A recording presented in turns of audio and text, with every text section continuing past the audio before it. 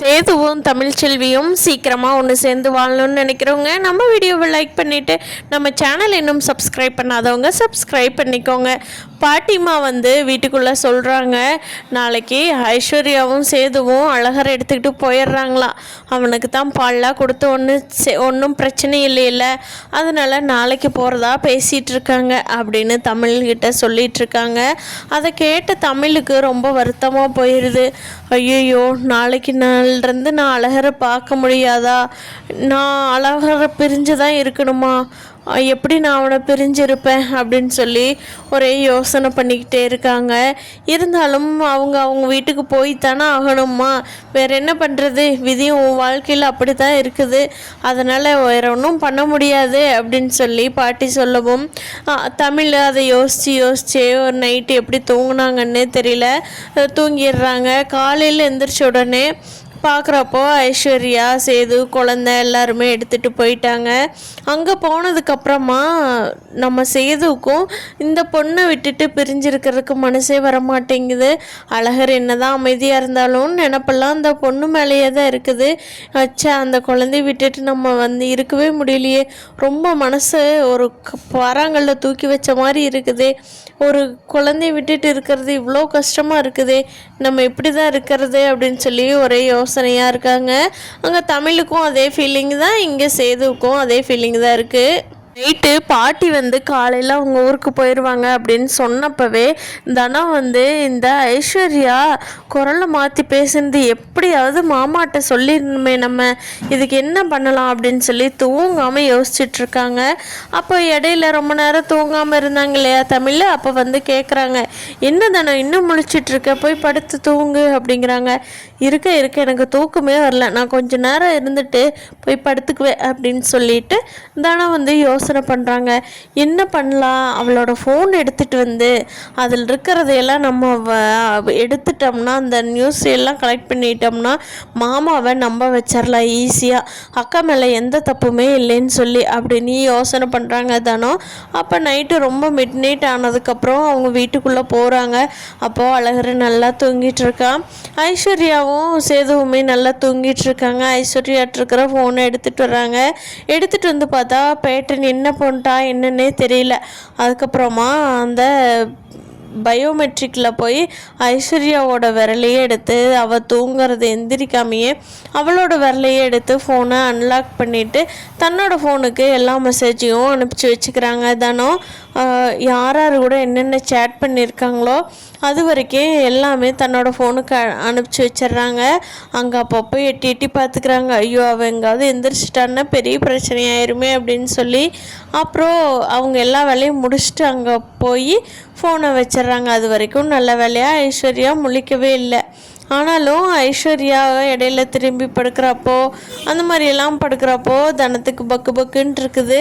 எல்லாம் அனுப்பிச்சி வச்சுட்டு அவங்க ஃபோனில் எல்லாமே டிலீட் பண்ணிவிட்டு போய் நம்ம தனம் ஒரு மெசேஜும் ஒரு வாய்ஸ் ரெக்கார்டு எல்லாமே செக் பண்ண ஆரம்பிச்சிட்டாங்க.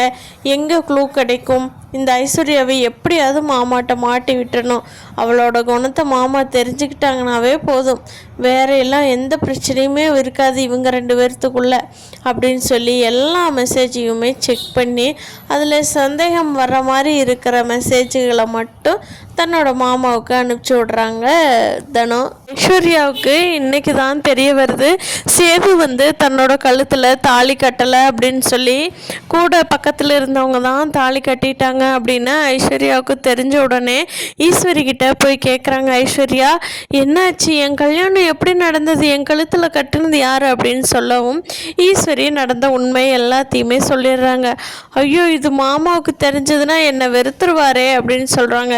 இல்லை ஐஸு, அதுக்காகத்தான் மறுத்தாலி கோர்க்கிற ஃபங்க்ஷன் வச்சோன்னா அப்போ சேது உன் கழுத்தில் தாலி கட்டிடுவான், அப்புறமா நீ என்ன பண்ணினாலோ அவனோட மனைவி தான், அதனால் சேது ஏற்றுக்கிட்டு தான் ஆகணும்.